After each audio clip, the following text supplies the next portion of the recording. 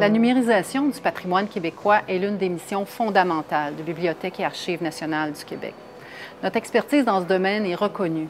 En quelques clics, grâce au Web, plus de 13 millions de précieux documents dont nous avons la garde s'offrent aux Québécois sur l'ensemble du territoire, partout à travers le monde et évidemment dans la francophonie et pour toutes les générations.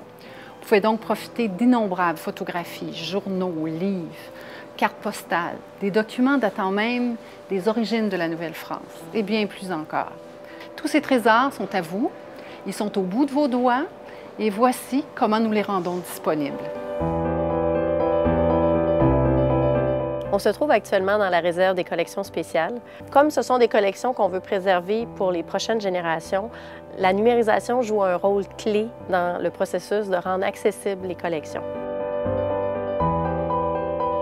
À BANQ, on numérise toutes les collections patrimoniales, collections spéciales et les collections d'archives. La direction de la numérisation numérise les collections papier, par exemple des livres anciens, des journaux. On a aussi des collections manuscrites dans les centres d'archives. On a également de la pellicule, des photos et également tout ce qui est audiovisuel, c'est-à-dire des bandes magnétiques, des films, de la vidéo, Humatic, Betacam. On doit prendre des mesures particulières pour la numérisation. Normalement, on va faire une évaluation du constat des corpus avant de les numériser. L'évaluation des corpus nous permet d'identifier des problèmes, une reliure qui ne s'ouvre pas bien, un papier qui est trop acide ou certains documents qui ont besoin d'être dépliés délicatement par les services de restauration. Et suite à ça, nous, on va pouvoir faire la numérisation. Alors aujourd'hui, c'est un grand événement et une grande fierté pour nous. On va numériser le livre de Samuel de Champlain. Il se trouve ici sur la tablette, parmi d'autres livres. Il est très bien enveloppé en raison de sa valeur. C'est les récits de voyage. C'est également un livre qui a une grande valeur et c'est pour ça qu'il est si bien emballé.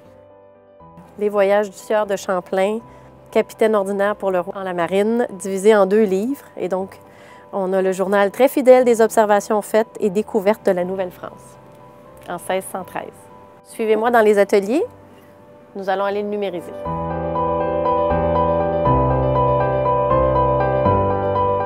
Alors, après qu'on sort un document de la réserve, on vérifie toujours si le document présente des particularités. Dans le cas du Champlain, nous avons remarqué qu'il y a beaucoup de cartes qui se déploient à l'intérieur et nous avons décidé d'utiliser un support en plexiglas et aussi on a fabriqué des supports sur mesure pour chaque carte qui se déploie à l'intérieur. Parfois, des restaurations s'imposent quand le document n'est pas en bon état, mais dans ce cas, aujourd'hui, le Champlain est en très bon état pour être numérisé. Maintenant, c'est le temps pour numériser le document.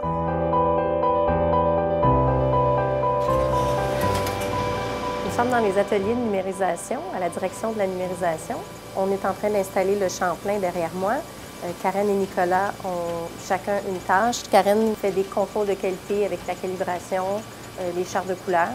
Nicolas s'assure que le document est bien soutenu et qu'il va être bien reproduit. Donc, il y a une bonne mise à plat dans la sécurité, évidemment, des collections toujours. L'appareil qu'on voit, c'est un de nos équipements. On en a plusieurs. Celui-ci est destiné à des cartes géographiques ou à des grands formats, plus spécifiquement, ou des journaux. Dans ce cas-ci, on l'utilise pour faire les cartes géographiques qui sont contenues dans le Champlain et les illustrations également. Il y en a 24 dans ce document-là. On va les faire sur ce document-là et ensuite, le livre va être numérisé sur un autre appareil.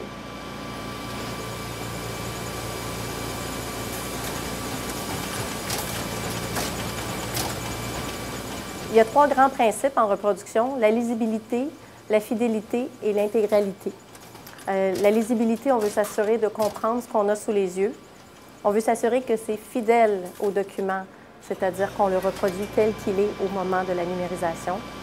Et l'intégralité, évidemment, c'est qu'on s'assure de faire le document en entier et on cadre à l'extérieur avec une marge tout le tour. Après avoir numérisé les documents, il y a d'autres étapes qui suivent dans la chaîne de numérisation. On doit, d'une part, sauvegarder les fichiers en lieu sûr via un serveur fiable. On a aussi des étapes de classement et d'ossérisation. L'ossérisation, c'est une reconnaissance optique des caractères dans un fichier d'image. Et ça nous permet notamment de faire une recherche en mots-clés dans le fichier numérique. C'est très utile dans le cas des journaux notamment. Ça nous permet de rechercher en mots-clés dans tous les articles contenus dans le journal. Après le classement et l'ossérisation, on peut par la suite penser à la mise en ligne. Les fichiers sont convertis dans des formats web et mis sur notre site web où les usagers peuvent les consulter. Alors, tout ce travail-là est fait pour vous. Profitez-en!